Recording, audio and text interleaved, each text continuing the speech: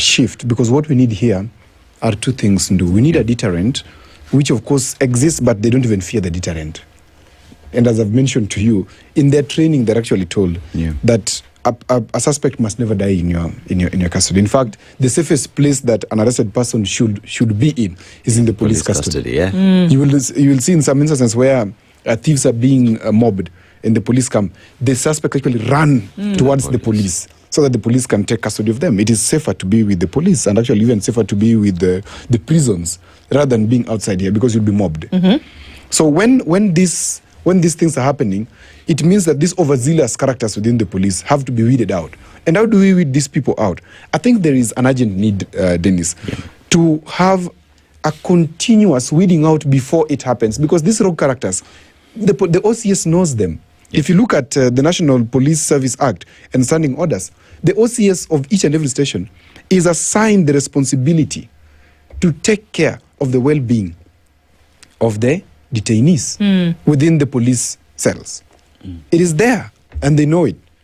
And the challenge is, the OCSs, most of these OCSs in these police stations, see these things because somebody, Robert Greene writes in The Concise Nature of Human Beings, he writes that people do not just do things for the first time. They will do it again. Okay? It's the nature of human beings to repeat a behavior. So before somebody is hit and bludgeoned like this one has happened, the OCSs normally have reports of rogue elements within their ranks. Yes. The challenge is, do they have a procedure on disciplining these people? Yes, they do. Do they proceed to discipline them? No, they don't. So what then should happen is to spread the responsibility. There's something that I think happens amongst the Muslim world, which is something I truly respect, that if you take a debt, that debt is spread across your family. If you fail to pay that debt, none of your family members will access a loan from their organizations, the private organizations that they do lending and borrowing from. That should be implemented amongst the police as well. That if one of you is rogue in the station, then that responsibility is spread across. And these are the policy adjustments which I expect to see Murkomen doing. And perhaps even IPOA. Duncan Ojuang, maybe, I don't know. I look forward to what he will do there. Okay?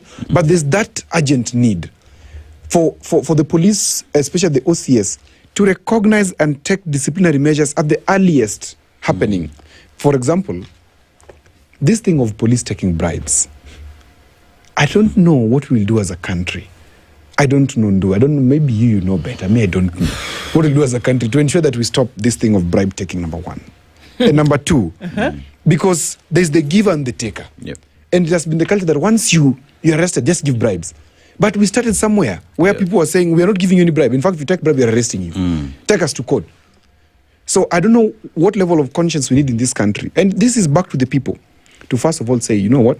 We are not going to give bribes. Because once an officer is able to take bribes, then he is not reported to the station. He gets away with it.